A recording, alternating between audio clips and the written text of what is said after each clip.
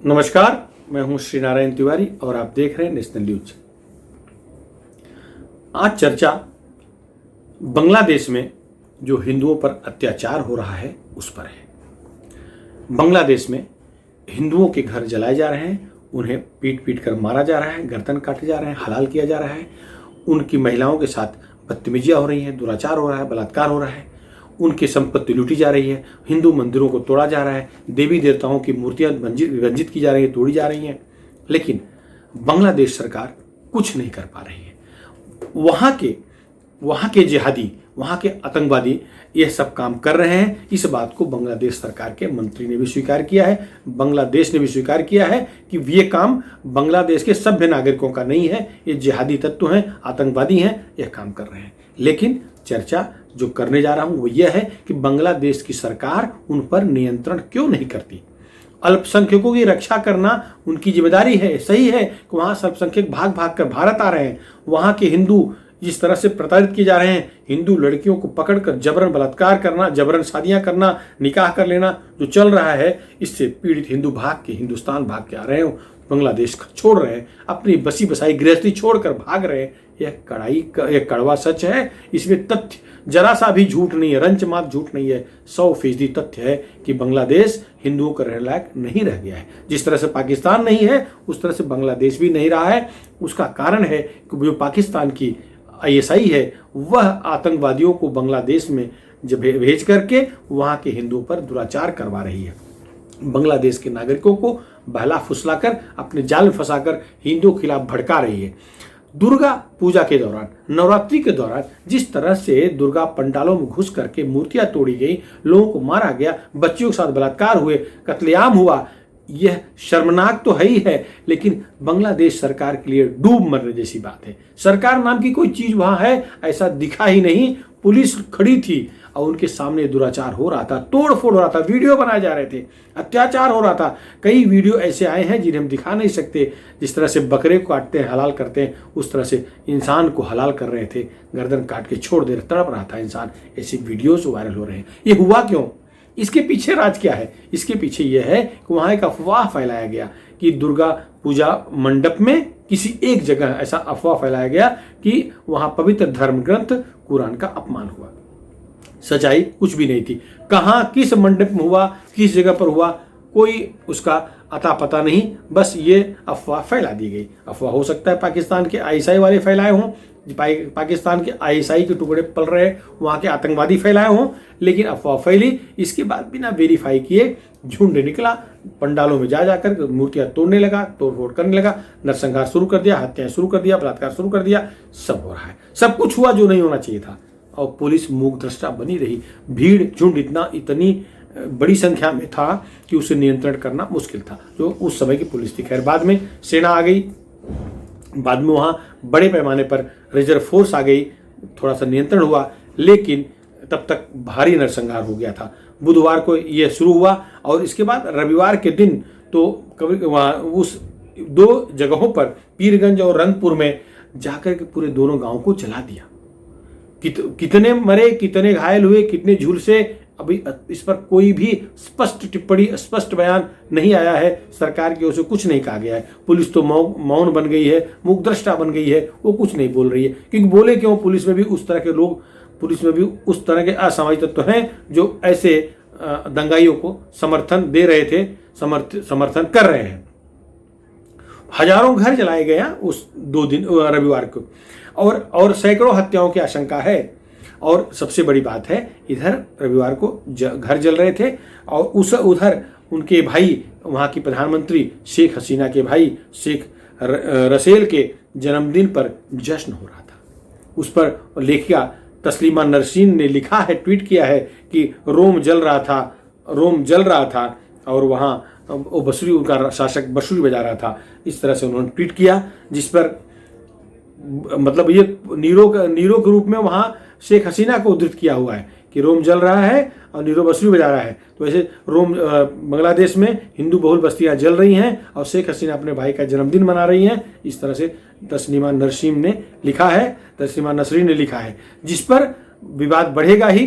वैसे ये मूलतः बांग्लादेश की लेखिका है, बैंकर हैं, सामाजिक कार्यकर्ता हैं, अच्छी लेखिका हैं। वो उनको जिहादियों ने वहाँ से भगा दिया था तो भारत में शरण ली हुई हैं। वैसे स्वीडन की नागरिकता इन्हें मिल चुकी है, लेकिन ये भारत में रहना चाहती हैं। भारत की नागरिकता के लिए कोशिश में हैं, मिल भी सकती है क्योंकि वो अच्छी हैं, देश के लिए जहाँ रहती हैं उस देश के लिए अच्छे काम करती हैं, देश के कल्याण के कामों में जुटी रहती हैं।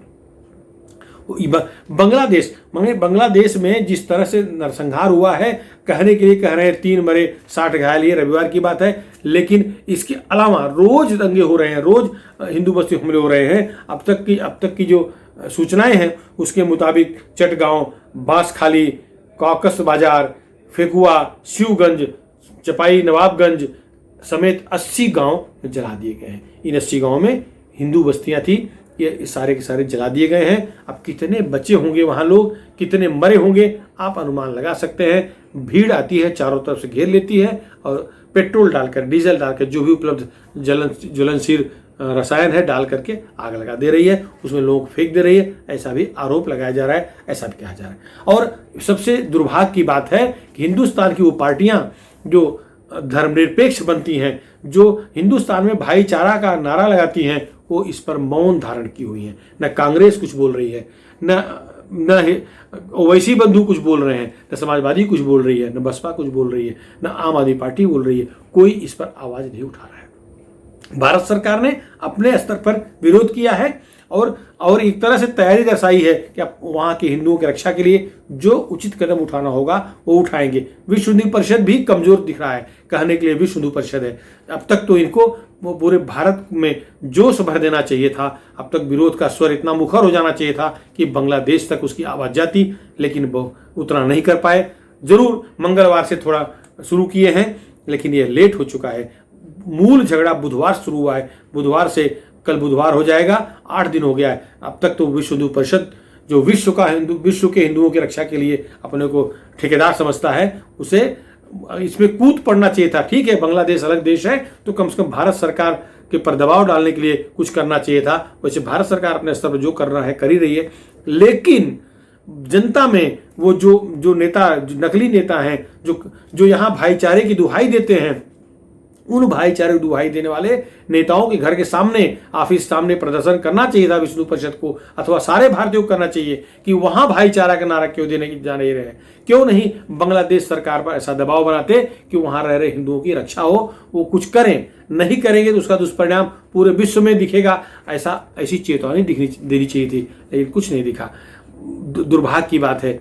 कहने के लिए बड़े बड़े संगठन हैं, एनजीओ हैं, संघर्ष करते हैं, लड़ाई करते हैं, लेकिन जब जहाँ हिंदू प्रताड़ित होता है, जहाँ हिंदू परेशान किया जाता है, जहाँ हिंदू मारा जाता है, सबके मुंह में दही जम जाती है। कोई नहीं बोल रहा है, ये भाई बहन कुछ नहीं बोल रहे हैं। राहुल गांधी, प्रियंका वाड्रा जो ठेकेदार बनते हैं, जनेऊ पहन के घूम रहे हैं, जो भाईचारे के नंबर 1 अमलदार हैं, वो भी कुछ नहीं बोल रहे हैं। कुछ बोलेंगे भी कैसे? चुनाव उत्तर प्रदेश का है, उत्तर प्रदेश में चुनाव है, पंजाब में चुनाव है, 5 राज्यों में चुनाव है।